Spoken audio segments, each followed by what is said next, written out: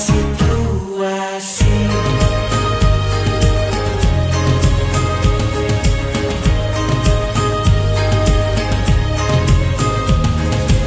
Sekolah aman dan nyaman, dan juga menggembirakan, tempat bertumbuh harapan. Bersama ayo kita wujudkan, mendidik dengan tulus, gunakan 7 jurus. Kenali potensi, kelola emosi, tumbuhkan resiliensi, jaga konsistensi dan jalin koneksi, membangun kolaborasi dan menata situasi.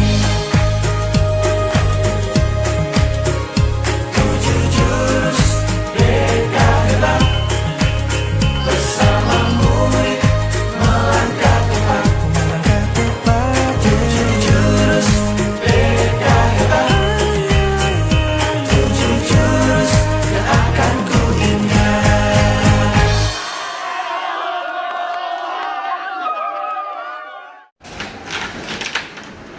Ya, selamat siang Bapak Ibu guru hebat. Saya di sini mengucapkan terima kasih banyak kepada Ibu Kepala DFA Sihat Bakmi. Ya, saya di sini akan menyampaikan diseminasi berbagai praktik baik yang sudah saya lakukan di BPGTK. Hari ini judulnya 7 jurus BK hebat. Kenapa saya mengambil hari ini? Karena saya sudah menyampaikan kepada Ibu Kepala dan diberikan waktu hari ini. Nah, saya akan memulai pernyataan Kemendikbudrismen, yaitu Kemendikbudrismen mendorong guru mata pelajaran untuk bisa berperan sebagai guru bimbingan konseling demi mendukung perkembangan siswa secara menyeluruh dan menciptakan lingkungan sekolah yang aman dan nyaman. Bapak Ibu, jadi di sini Bapak Ibu guru bukan hanya sebagai guru mata pelajaran, tetapi juga sebagai guru BK. Ya, dari pernyataan Kemendikbudrismen. Di sini perannya apa Bapak Ibu guru? Dengan sebagai informator, motivator, dan kolaborator. Jurus apa yang saya dapatkan di BPGTK? Ada 7 jurus Bapak Ibu. Nah, mari kita kenali 7 jurus itu. Yang pertama, kenali potensi. Oke. Yang pertama, kenali potensi. Nah, dari kenali potensi ini saya mau mengajak Bapak Ibu untuk melakukan asesmen di HP Bapak Ibu. Bapak Ibu bisa membuka link di Aku Pintar. Nanti saya share di grup Monosari Baru ya. Jadi bisa dikerjakan.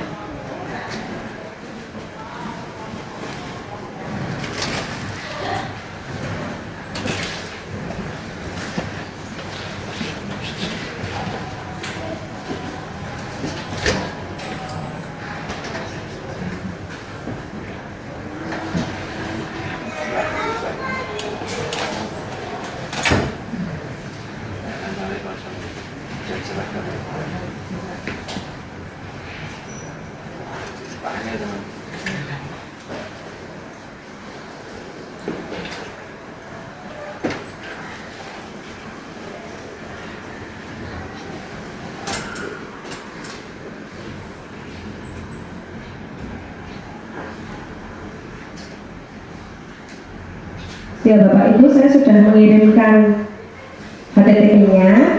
Jenengan bisa mengerjakan di Aku Pintar. Monggo Bapak Ibu mengerjakan. Itu tentang tes kemampuan atau kecerdasan.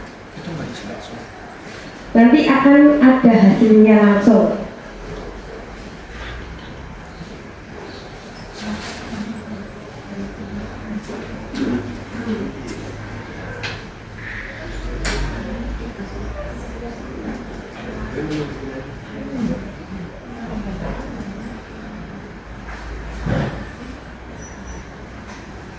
Sadar Bapak Ibu?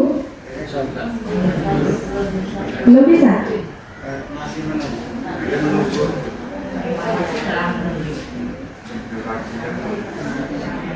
Ya, untuk Bapak Ibu tahu, ya, itu dari Kemendikbud memberikan salah satu asesmen yang dimana asesmen itu gratis Bapak Ibu untuk mengetahui tes kemampuan anak didik. Jadi Bapak Ibu kalau ingin tahu tentang kecerdasan apa yang dimiliki anak didiknya, bisa mengerjakan tes kemampuan ini. Di situ juga ada tes gaya belajar. Terus ada juga tes minat. Ada juga tes memilih jurusan. Itu disediakan gratis.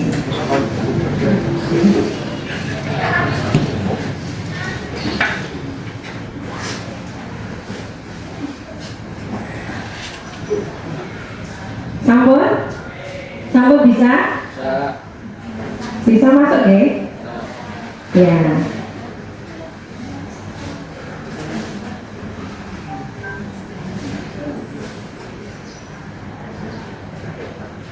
Yang sudah saya terapkan di kelas 9 semuanya sudah saya kasih tes kemampuan atau tes kecerdasan.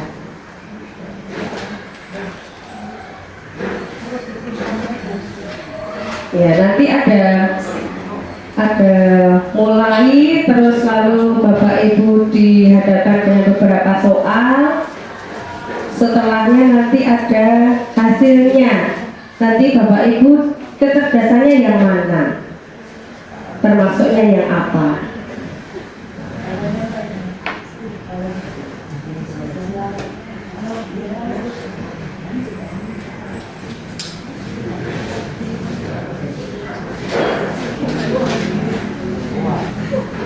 Sampun?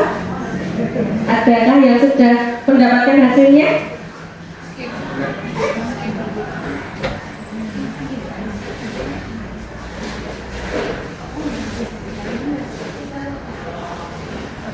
Memang soalnya banyak ya Bapak Ibu, tapi itu untuk mengetahui kita itu ada di kecerdasan yang mana.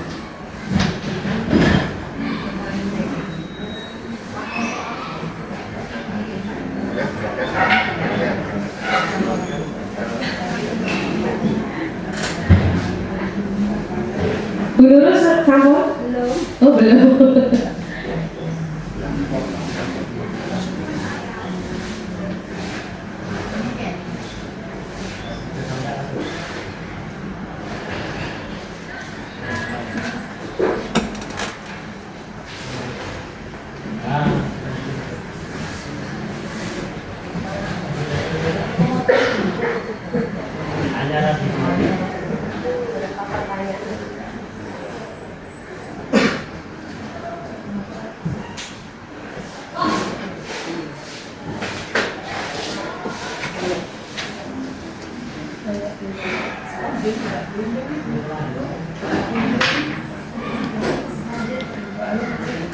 Dua belas halaman, iya. 12 halaman. 12 halaman Pak. Ada 12 halaman. Oke. Iya. Jadi kemarin saya memberikan link itu untuk dikerjakan di rumah Bapak Ibu. Karena peraturan sekolah tidak memperbolehkan bawa HP. Ya, jadi saya suruh anak untuk mengerjakan di rumah. Kalau mau dilanjutkan silakan. Kalau tidak, saya mau melanjutkan materinya ya Bapak Ibu. Iya, nanti belajarnya di rumah juga boleh.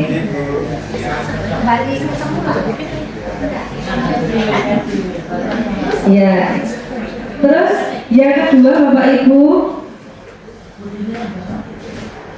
ada tes gaya belajar. Itu tes gaya belajar itu untuk apa?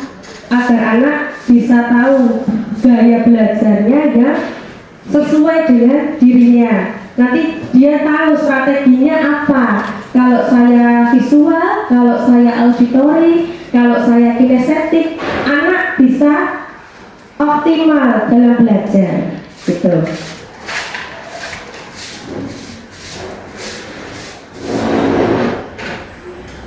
Kenali potensi ini, saya cuplik ada sebuah kalimat.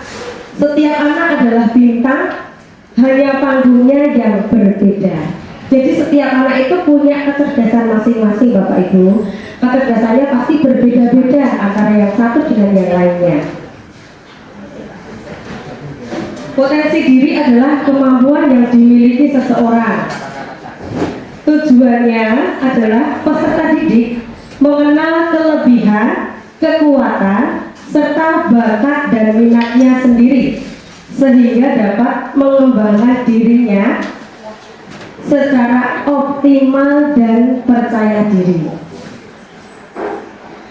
Jenisnya yaitu ada kecerdasan, ada minat bakat, dan gaya belajar yang saya sudah berikan di sini ya Bapak Ibu. Terus yang kedua, ada jurus kedua yaitu kelola emosi. Nah Bapak Ibu, saya ada ingin mengajak Bapak Ibu semua bermain sebentar ya. Ya.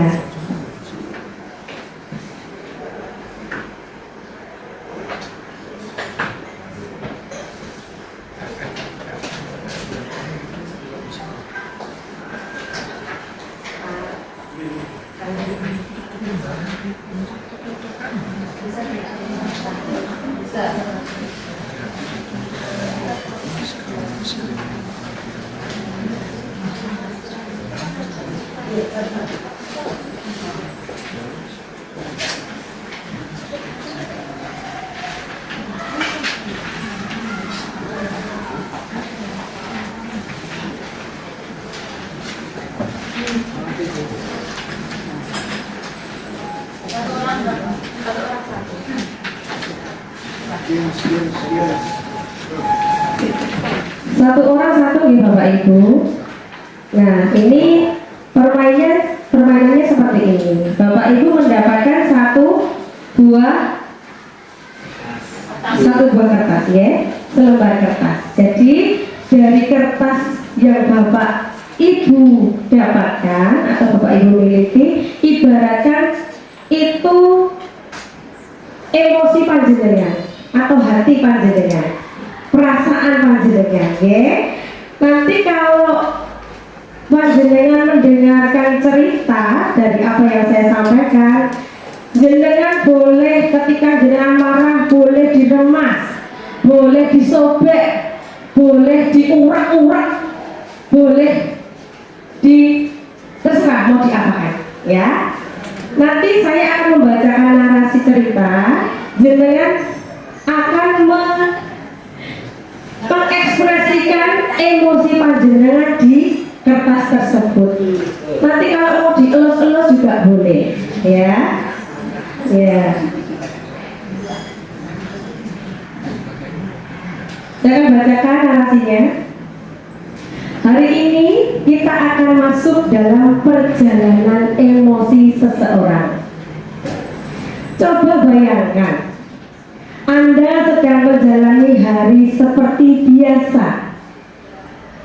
Dengarkan cerita ini dengan hati dan rasakan setiap situasinya. Pagi yang terburu-buru, jam weker tidak berbunyi, Anda terbangun 20 menit lebih lambat dari biasanya. Apa yang ingin Anda responkan di kertas ini? 20 menit lebih lambat dari biasanya. Sudah? Kertasnya sudah dielus-elus, sabar gitu atau bagaimana?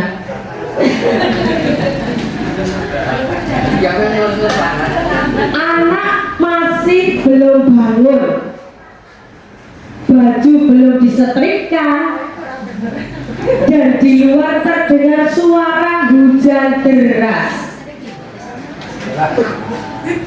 Dalam hati Anda berkata, aduh, hari ini pasti kacau. Ya. Tiba di sekolah, rekan kerja Anda yang Anda mintai tolong kemarin ternyata lupa membawa berkas penting. Padahal berkas itu harus segera dikumpulkan ke kepala sekolah.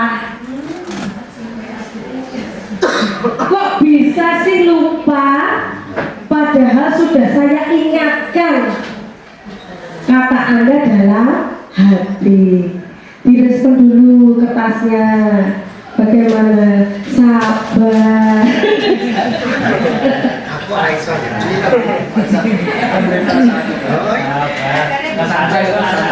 Iya. Beberapa menit kemudian seorang siswa datang menghampiri Anda sambil tersenyum. Bu, terima kasih ya, karena ibu saya jadi berani tampil di lomba pidato. Ya, diungkapkan dulu di kertasnya. Alhamdulillah ya. Hati Anda menghangat. Senyum pun muncul di tengah tekanan pagi yang menyenangkan. Menjelang siang, tugas administrasi menumpuk. Listrik sempat mati. Komputer restart. File belum tersimpan. Nah, apa yang dilakukan dengan kertasnya?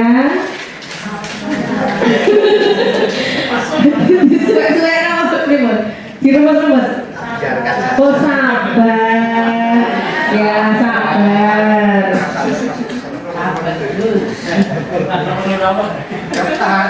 Anda menghela nafas panjang, lalu menutup mata sejenak.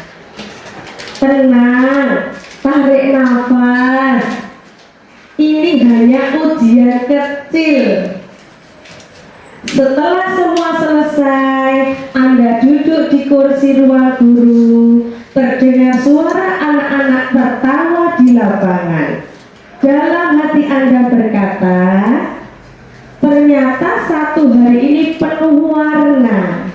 Aku sempat marah, cemas, tapi juga bersyukur. Nah, bagaimana Bapak Ibu? Kertasnya masih dalam keadaan yang baik? Masih mulus? Oh, berarti semuanya Bapak Ibu luar biasa ya. Tepuk tangan buat diri sendiri Bapak Ibu.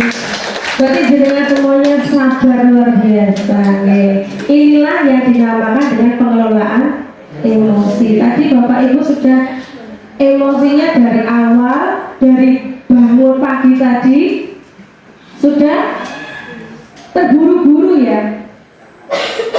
Terburu-buru. Akhirnya setelah itu anak belum bangun, hujan deras, rasanya pengen ngamuk buatan. Anaknya belum bangun, belum mandi, padahal sekolah. Terus hujan deras, mau ke sekolah bingung karena hujannya deras. Sabar ya, ternyata itu tadi ya. Kita dihadapkan dengan berbagai masalah itu, kita harus bisa mengelola emosi Bapak Ibu. Nah, Bapak Ibu, apa yang kita rasakan tadi juga dirasakan dengan anak-anak didik kita Bapak Ibu. Ya, jadi setiap hari itu anak-anak didik kita itu tidak hanya punya senang saja Bapak Ibu, mereka tidak hanya bahagia saja Bapak Ibu, ya. Mereka bawa beban dari rumah itu banyak sekali, ya. Itu kalau kita mau cari tahu, kalau kita mau ngobrol dengan anak didik kita, ternyata anak didik kita itu banyak sekali masalahnya, banyak sekali emosinya, ya Bapak Ibu. Ya, jadi yang jurus kedua ini tentang kelola emosi. Nanti Bapak Ibu sampai di kelasnya kotor, kelasnya rame, kelasnya terhambur, ya.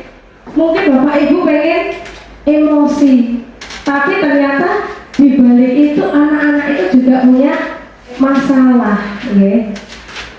Nah, ini di jurus kedua ini tentang kelola emosi ini mengajarkan kita untuk bagaimana kita sebagai pendidik yang selalu harus dituntut bisa mengelola emosi kita dalam menghadapi anak didik kita, ya. Emosi adalah reaksi psikologis terhadap situasi yang terjadi, meliputi senang, marah, sedih, takut, cemas, terkejut. Jadi emosi itu beragam Bapak Ibu, emosi itu bukan marah, tetapi emosi itu beragam. Tentang senang, tentang sedih, itu termasuk dalam satu emosi. Tujuannya agar peserta didik mampu mengenali jenis-jenis emosi yang dirasakan, mengelola emosi dengan cara yang positif dan sehat, menunjukkan sikap tenang, sabar dan bijak dalam menghadapi masalah, meningkatkan hubungan sosial yang harmonis.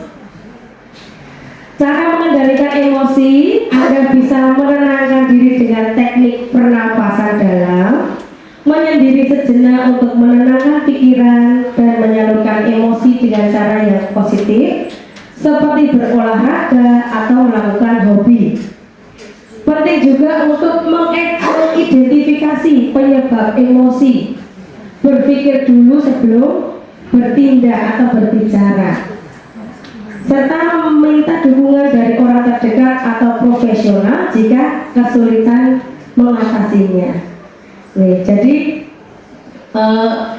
dalam kebekaan kemarin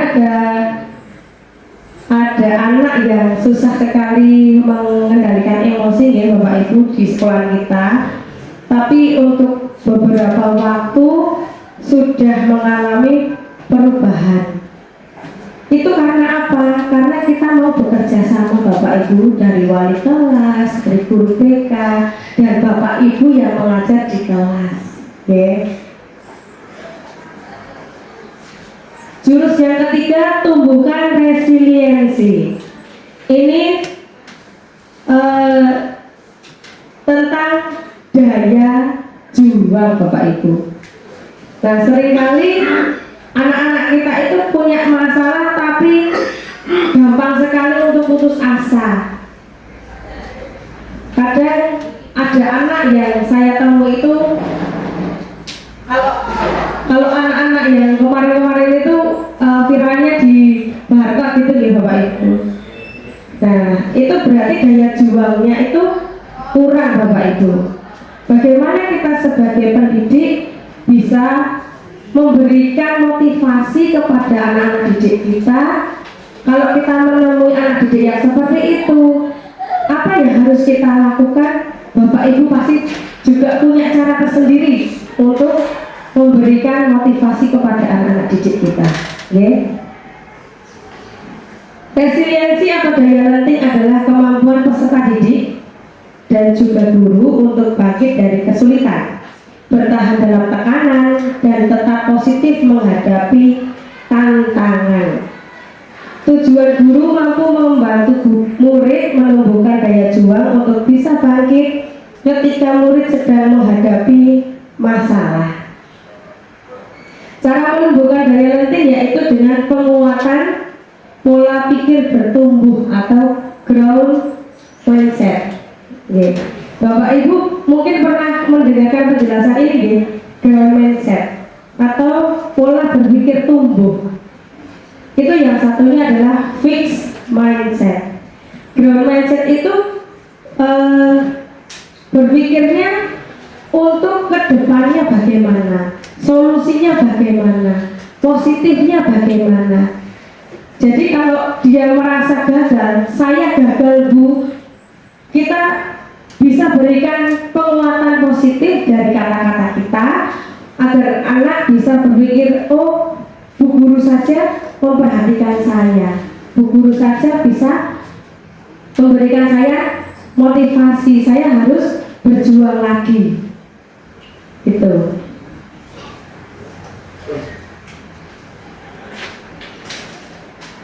Ini Bapak Ibu ada kuisnya Bapak Ibu. Kelihatan buat ya?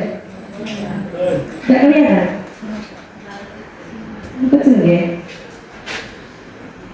Ini. Nah ini ada contohnya ya Bapak Ibu.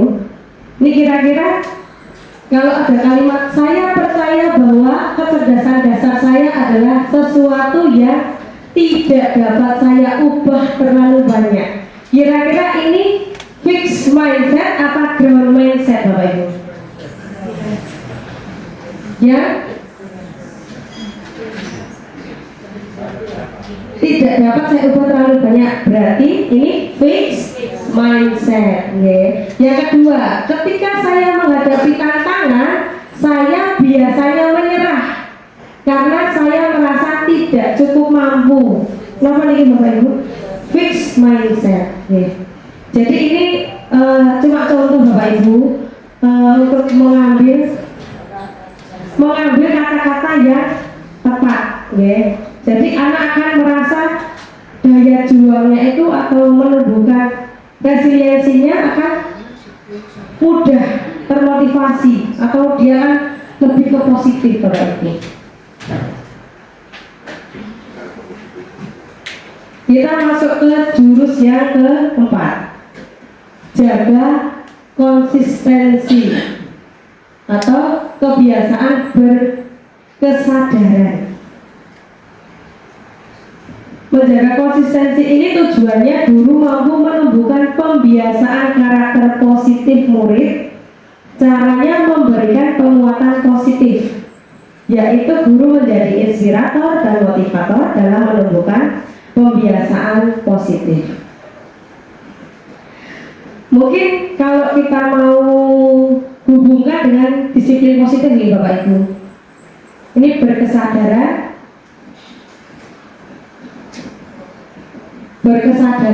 yang penuh. Berarti dia disiplin positifnya itu harus diterapkan menumbuhkan pembiasaan karakter positif. Selanjutnya ada jalin koneksi.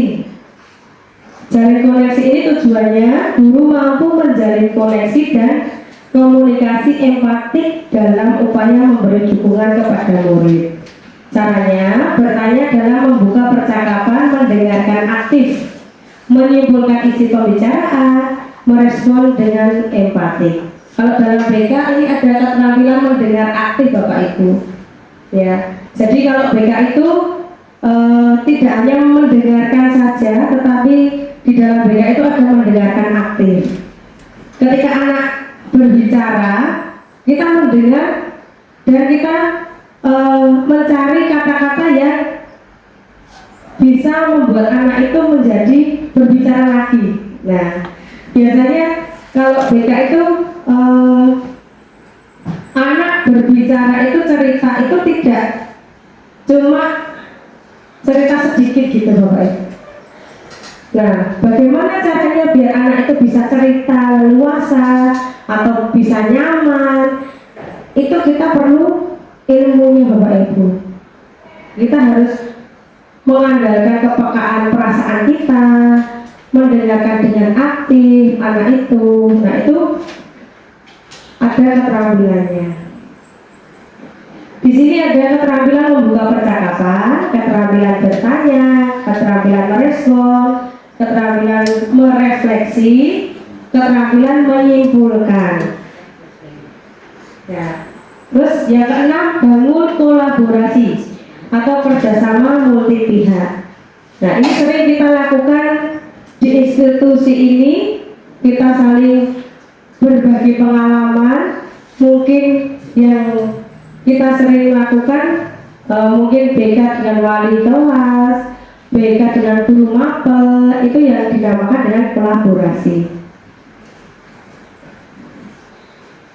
Membangun kolaborasi tujuannya guru mampu menjalin kerjasama dengan pihak-pihak terkait dalam upaya penyelesaian permasalahan dan pengembangan potensi secara optimal siswa. Kolaborasi penting karena dengan kolaborasi penyelesaian permasalahan yang dialami murid menjadi lebih efektif. Yang ketujuh, menata situasi. Apa itu menata situasi?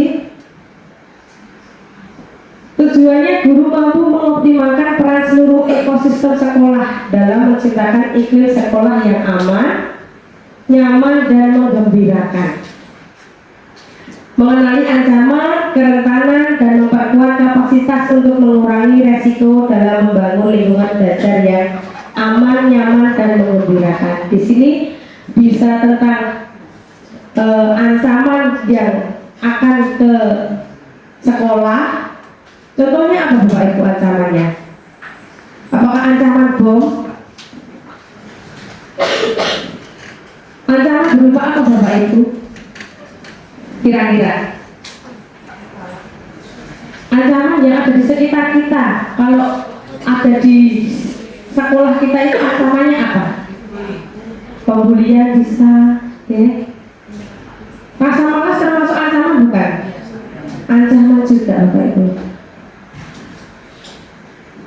Ya, jadi di sini kita mau menciptakan iklim yang aman, nyaman, dan menggembirakan Bapak Ibu. Tentunya tidak bisa beda sendiri Bapak Ibu. Kita harus bersama-sama membangun kolaborasi. Oke. Nah, ini pengantar diseminasinya sudah selesai Bapak Ibu. Yang kedua, saya akan menampilkan tentang apa yang sudah saya kerjakan kemarin. Nih, yang pertama, OJL saya itu tentang kenali potensi yang sudah saya kerjakan di kelas 9. Latar belakangnya, masa remaja khususnya di kelas 9 SMP merupakan periode penting dalam perkembangan diri peserta didik. Pada fase pencarian jati diri, perencanaan masa depan, dan pasti mereka juga akan berpikir saya mau kemana setelah ini. Okay. Kegiatan yang saya lakukan yaitu layanan klasikal dengan metode ARKA. ARKA ini yang dibawa dalam 7 jurus BK hebat ini yang harus diterapkan guru-guru BK dalam penyampaian materi di kelas. Ada action, ada refleksi, konseptual, dan aplikasi. Action saya yaitu tadi mengerjakan asesmen yang Bapak Ibu sudah kerjakan. Lalu saya membagi anak-anak menjadi beberapa kelompok yang kecerdasannya dominan. Setelah dibagi itu mereka akan diskusi dengan teman-temannya yang satu kecerdasan, dan nanti dicari kesamaannya apa antara satu dengan yang lain kecerdasannya di situ. Setelah itu mereka menyampaikannya di teman-teman yang lain. Nah, dan akhirnya mereka akan merefleksikan apa yang didiskusikan, menyampaikan ke teman-temannya. Setelah itu saya menayangkan video tentang kecerdasan majemuk Bapak Ibu, tentang pengertian potensi, jenis-jenis potensi, terus bagaimana mengembangkannya, apa saja profesi yang bisa diambil dengan kecerdasan tersebut. Setelah itu saya suruh mereka menuliskan di kertas atau di dalam buku BK-nya agar menuliskan apa yang akan mereka lakukan nanti untuk di kehidupan sehari-hari mereka untuk mengembangkan kecerdasan yang mereka miliki. Hasilnya, murid dapat mengetahui kecerdasan yang dimiliki, murid dapat mengetahui berbagai jenis-jenis kecerdasan yang ada, murid dapat mengembangkan kecerdasan yang dimiliki dan mengaplikasikannya di kehidupan sehari-hari. Nanti Bapak Ibu bisa melihat hasil video saya di YouTube Bapak Ibu. Saya sudah unggah di YouTube dan itu sebagai tugas saya di OJL pertama.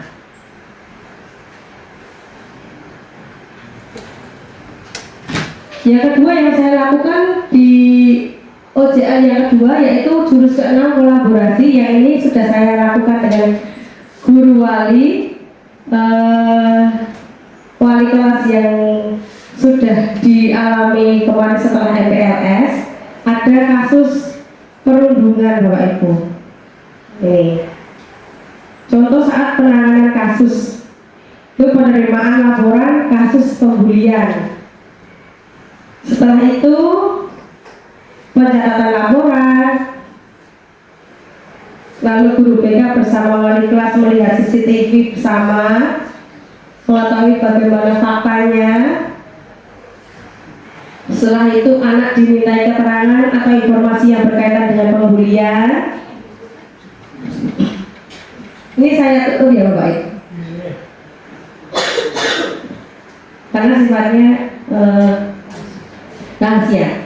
Ya, ini BK bersama wakil kesiswaan memediasi anak. Jadi setelah didapatkan informasi ternyata anaknya merasa dibully dan dimediasi dengan yang membuli gitu. Setelah itu proses penyampaian hasil penanganan kasus ini kami bersama dengan wali kelas dan wakil kesiswaan menyampaikan hasil yang telah dilakukan selama beberapa minggu kemarin ya bersama guru-guru BK yang lain, dan akhirnya hasilnya ya ada tindak lanjut yang harus dilaksanakan anak tersebut selanjutnya bersama dengan keluarga. Terima kasih. Ya, demikian Bapak Ibu yang bisa saya sampaikan. Lebih dan kurangnya saya mohon maaf jika saya dalam menyampaikan kurang berkenan di hati Bapak Ibu atau kurang jelas. Di sini saya berterima kasih atas kerjasama Bapak Ibu semua. Terima kasih, selamat siang.